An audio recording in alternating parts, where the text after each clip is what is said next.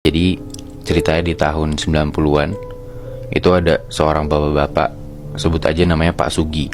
Dia ini tuh merantau dari Jawa buat kerja di daerah Sampit, Kalimantan Tengah. Nah, si Pak Sugi itu tuh jadi kayak yang ngurus perkebunan dan tanggung jawab di perkebunan itu. Kalau nggak salah sih kebun sawit. Oke.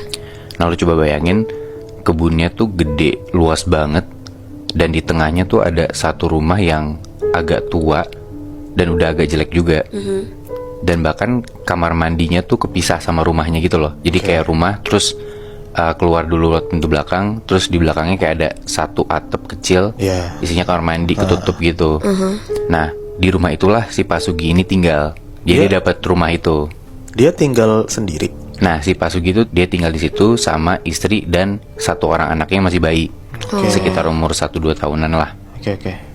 Nah, awal-awal tinggal di sana tuh Pak Sugi sering banget pulang malam. Kenapa? Karena kayak dia kan baru pindah dari Jawa ke sana kan. Dia mau kenalin tempat itu, dia kayak nyari-nyari info, kenal-kenalan sama warga sekitar. Jadi kayak abis ngurusin kebun yang luas banget itu, Pak Sugi tuh ngobrol-ngobrol dulu sama warga kampung di sana. Sehingga istrinya tuh kayak sering ditinggal berdua doang sama bayinya di rumah sampai sekitar jam 8-an malam lah Pak Sugi baru pulang. Gitu. Awal-awal beberapa hari rumah itu tuh aman-aman aja, gak ada sesuatu yang aneh. Sampai lama-kelamaan istrinya nih suka nyium bau pesing di kasurnya dia.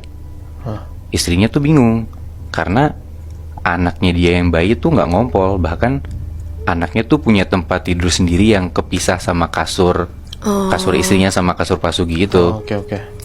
Dan si anaknya ini selalu ditidurin di tempat tidurnya sendiri. Jadi nggak mungkin si bayi ini ngompol di kasurnya Pak Sugi dan istrinya. Gitu kan. Pesingnya tuh bukan dari bayi ya berarti. Nah, Pak Sugi tuh sampai sering protes karena kayak dia habis pulang kerja capek, terus dia ngerasa kok kasurnya dia bau pesing. Kayak sampai mereka tuh harus gonta-ganti spray hampir tiap hari lah. Nah, ada di satu sore sekitar jam 5-an, istrinya Pak Sugi ini habis nidurin bayinya. Udah habis bayinya tidur, ditaruh di tempat tidur bayinya yang sendiri itu. Terus dia ke dapur, dia mau makan. Dia makan di meja makan.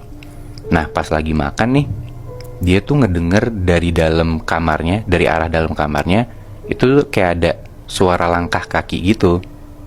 Nah, istrinya Pak Sugi ini ngira anaknya kebangun. Pas dia cek, ternyata anaknya masih tidur. Dan posisinya si anaknya ini masih di tempat tidurnya sendiri itu loh. Nah, yaudahlah, istri Pak Sugi balik lagi, dia ke meja makan. Terus di tengah-tengah lagi makan tuh, dia denger dari belakang dia kayak ada suara langkah kaki anak kecil ngerangkak gitu loh. Dia coba nengok ke belakang, gak ada siapa-siapa lagi. Terus dia udah mulai kayak, aduh, ada apa nih gitu kan. Padahal dia denger jelas banget. Tapi ya udah, dia coba lanjut makan lagi. Dan gak lama setelah itu, kayak ini lu bayangin nih, istrinya Pak Sugi kan makan di meja makan. Meja makannya tuh kayak persegi 4, kursinya 2-2 hadapan gitu. Kebayang gak? Kebayang. Nah, istrinya Pak Sugi makan, di depan dia kan ada 2 kursi. Tiba-tiba di tengah dia makan, kursi depannya istri Pak Sugi tuh kegeser sendiri. Anjing. Pas dia cek ke bawah, gak ada apa-apa. Nah, mulailah dari kejadian itu, Pak Sugi dan istrinya tuh suka ngalamin kejadian-kejadian aneh lainnya. Kayak misalnya, sempet juga di suatu malam, Pak Sugi sama istrinya ini lagi tidur. Nah, posisinya tuh kayak yang tadi gue bilang, Pak Sugi sama istrinya tidur di kasur mereka, sama anaknya yang bayi tidur di kasurnya sendiri yang kecil buat apa sih namanya, buat tempat tidur bayi gitulah pokoknya. Nah, di tengah malam tuh istrinya Pak Sugi ini ngerasa kayak ada yang ngerangkak di atas badannya dia gitu loh. Terus kayak dia juga denger kayak ada suara anak bayi ngerintih kecil, kayak rada nangis, berusaha ngerangkak di atas badan istri Pak Sugi itu kayak gitu. Nah, istrinya Pak Sugi kebangun dong. Pas dia melek, dia ngeliat bener di atas badannya ada bayi, kayak lagi ngerangkak terus ngedusel-duselin mukanya gitu ke badan istrinya Pak Sugi. Nggak kelihatan kan mukanya.